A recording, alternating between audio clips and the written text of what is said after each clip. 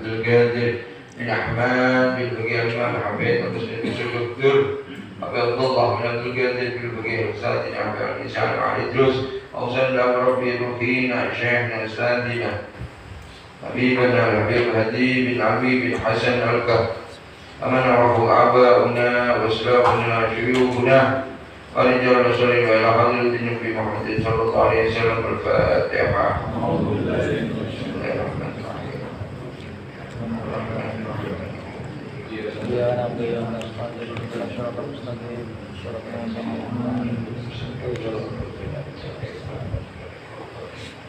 Bismillahirrahmanirrahim. Allahumma nafa'ni wa bi ulumi bid'ain amin ila anqa. Melanjutkan dari kemarin mengenai masalah sujud masih ada ya. Beberapa waktu yang lalu saya sampaikan di sini dikatakan para sahabat mensifatkan ketika bercerita tentang sifat sholat Nabi Muhammad SAW. Ketika di masalah sujud, beliau mengatakan bahwa kami diperintah untuk sujud dengan 7 tulang. Ada tempat 7 sujud maksudnya. Bagian yang kita gunakan untuk sujud, 2 telapak tangan ini tadi, kemudian 2 lutut, 2 jari kaki bagian dalam, kemudian dahi. Di sini dikatakan bahwa yang sering terjadi yaitu ketika jari bagian dalam kaki ini untuk menghadap kiblat. Jadi kalau bahasanya orang Jawa ini mancap. Jadi posisinya seperti ini, menghadap kiblat. Bukan gini, apalagi seperti ini. Nah, ini menyebabkan batalnya sholat ya. Jadi ketika kakinya tidak mancat, tidak harus semua, kecuali keadaan darurat ya, sakit atau enggak, ini keadaan normal, maka kaki ini bagian dalam ini harus menghadap kiblat. Kalau bahasanya orang Jawa mancat. Nah, kemudian posisi jari jemari baginda Nabi Agung Muhammad SAW ini posisinya rapat dan menghadap ke kiblat. Ya, tanya pribadi kita bagaimana kita ketika sujud posisi jari jemari tangan ini. Kadang sakar PDW mencek ini, ada macam-macam. Tapi ini tidak sampai membatalkan sholat. Posisi jari jemari tangan ini tidak membatalkan sholat, berbeda dengan posisi kaki ini. Kalau disengaja dia tidak mau seperti ini, mancat ini bahasanya, maka bisa batal sholatnya ini. Nah, posisi jari jemari ini. Kalau ketika takbir, maka agak renggang. Nah, kalau sujud, duduk di antara sujud, tasyahud, nah ini posisinya rapat jari jemarinya, menghadap ke arah kiblat. Ini satu kesunahan. Bahkan ketika akan naik dari sujud kedua atau dari tasyahud awal, itu posisinya seperti ini disunahkan sebagai tumpuan. Bahkan nanti di belakang dikatakan orang kuat, orang lemah, laki, perempuan, besar, kecil, tua, muda, ini disunahkan seperti ini. Aku gak usah tumpuan kuat kok. Bukan permasalahan kuat sama gak kuat di sini. Yang dicontohkan baginda Nabi Agung Muhammad SAW seperti itu. Dan yang perlu diperhatikan lagi, sujud ini dahi ini dimampatkan, ditekan ke bumi. Kalau makanya sholat di kasur itu banyak yang mengatakan tidak sah. Sholat di atas kasur itu banyak yang mengatakan tidak sah. Kenapa? Tidak mantap ini tadi. Kalau kayu bagaimana? Boleh kalau kayu, di atas kayu. boleh, karena termasuk ini nempel ke bumi. Kalau pakai tatakan kasur tidak boleh. Dahi itu dimampatkan atau di bahasa orang Jawa dijentok nih, duduk di ngenek nih loh. Jadi kita sendiri yang jentok nih.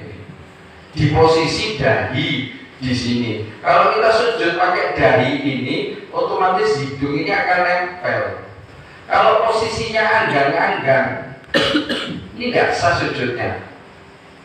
Bahkan Imam Nawawi katakan, nek cuman gur, nemplek, ngeten, buatnya ditekan. Ini dikatakan tidak sah. Makanya hati-hati. Ono sing mensifati wong sujud iki kaya pitik, nyucuk panganan, ceduk.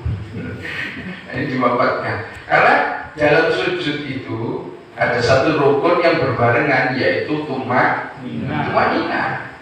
Harus tumanina. Kemudian yang perlu diperhatikan, bagian belakang atau panggul itu harus lebih tinggi. Jadi nek sujudnya jenengan koyok singo lungguh, sah. Saged bayangin singo lungguh. Posisinya podo. Patah ini. Jadi posisinya harus diangkat nih, posisinya lebih tinggi.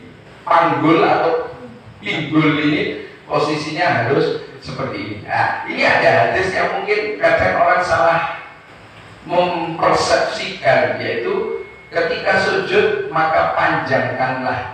Yang dimaksud panjangkan duduk awake sing diolok dawa ngeten iki boten. Tapi yang dimaksud panjang ini lama dalam sujud. Wonten sing mengartikan panjang jadi awake napa nggih, mopeng ini didawakne ngoten. Surut modot ngoten itu. Nah niki kirang pas. Ya pas. Tapi itu saya mungkin ngatos-ngatos masjid sing damel karpet sejadah gabungan niki posisinya pendek sangat nih. Jadi kemungkinan sujudnya itu sakitnya kepeksa apa malih antar karpet ini rapat. Jadi untuk meninggikan bagian belakang itu kesulitan. Jadi hati-hati dengan sing gadhahi masjid jangan perhatosaken. Menawi karpetnya dengan posisi ngoten agak diberi jarak agar jamaah ini yang satu dengan yang lain gak suruduk-surudukan maksudnya. Kadang ya orang sing bangga ini sirahe kena sekedot dulu. Soalnya kok kita pos kalami, terus sampai semua masjid karpet ngoten mepet ngoten terus, piye. Hati-hati loh, hati-hati. Terus karpetnya pendek niku, maka jenengan kan kasih jarak ini. Agar apa? Jamaah ketika melakukan ibadah, khususnya sholat itu lebih santai. Orang nangis munggah porong. Atas ke atas. Nah, ini gitu. Nah, ini sering banyak terlupakan di sini.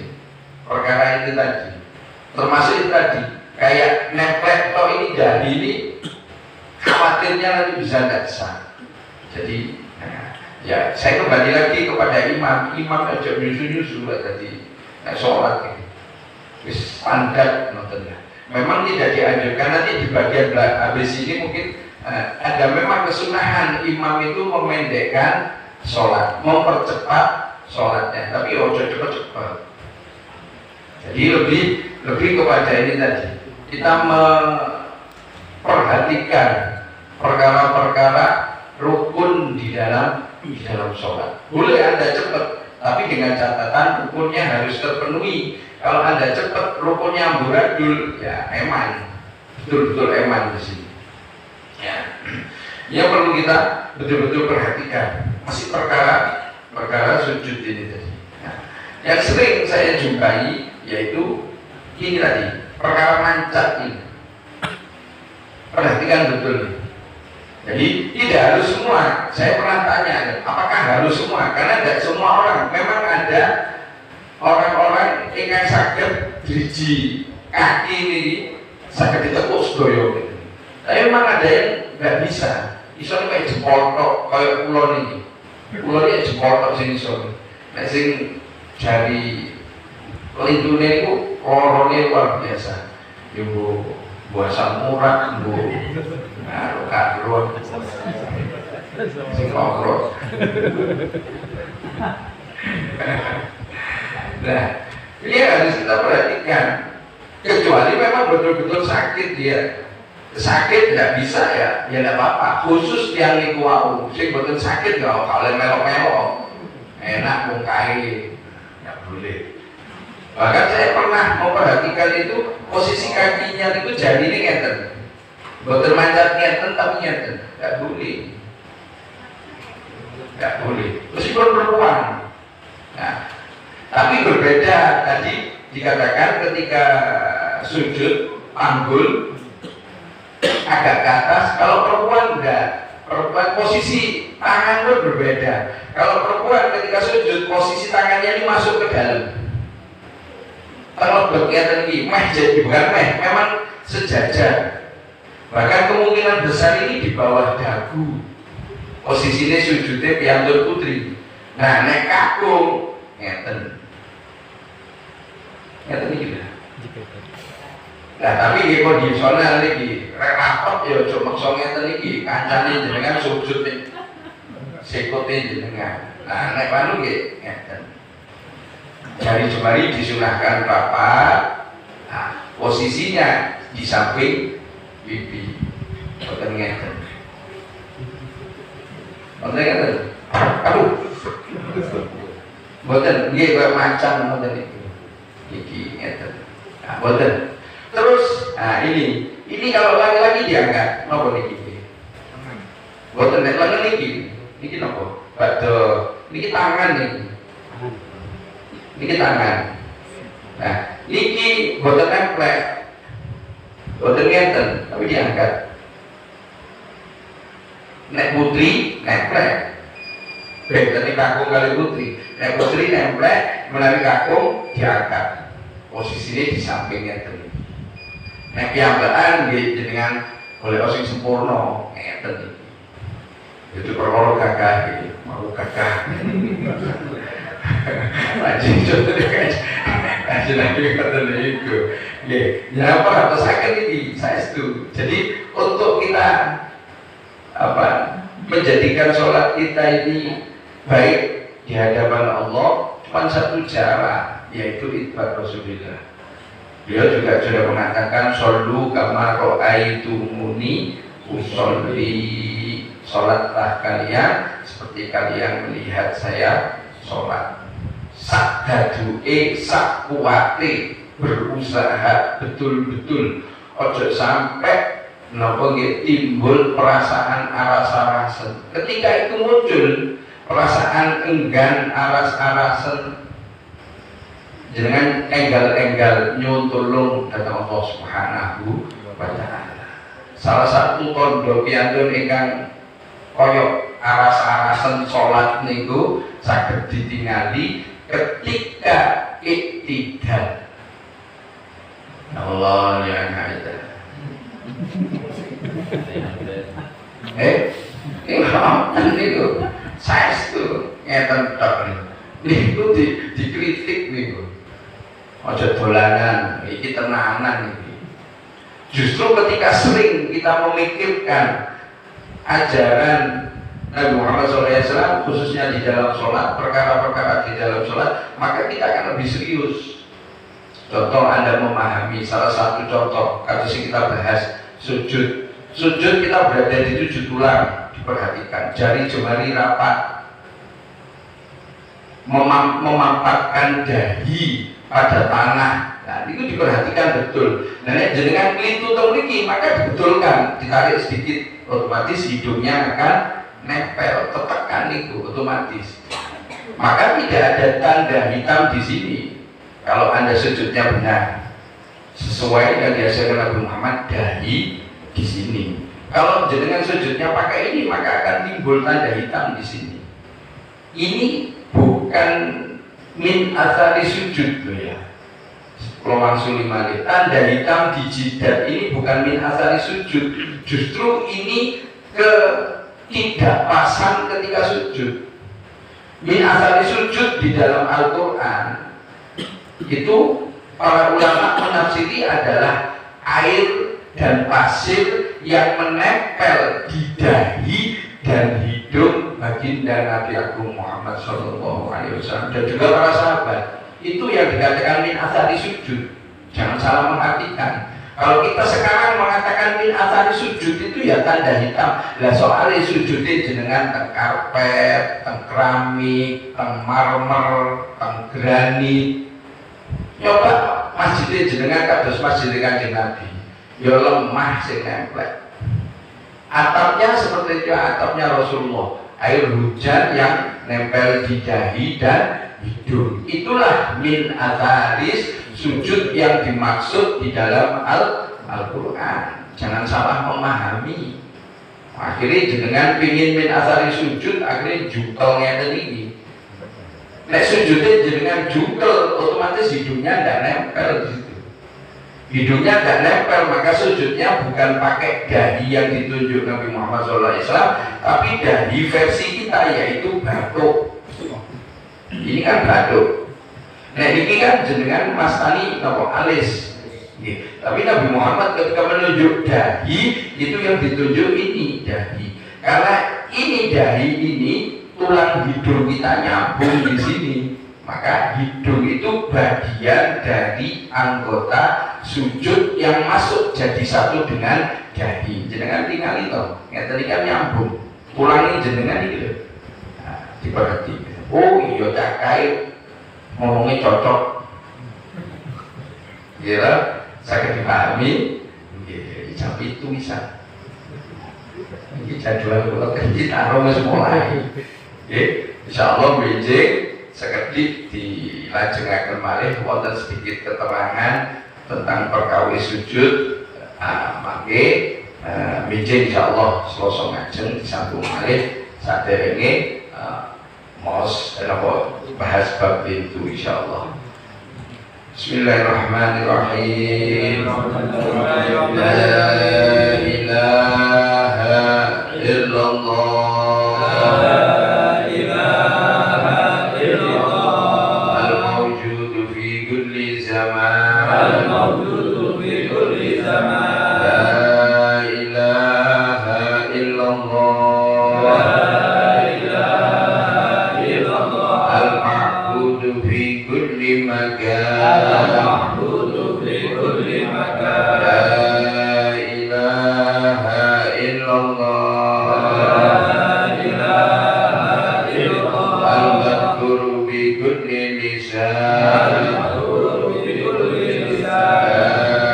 إله إلا الله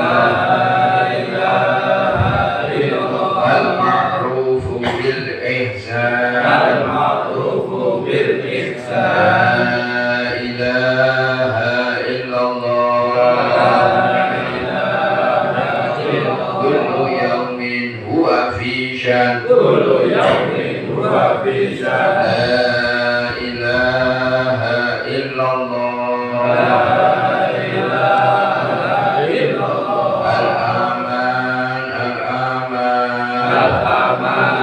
الأمان من زوال الإيمان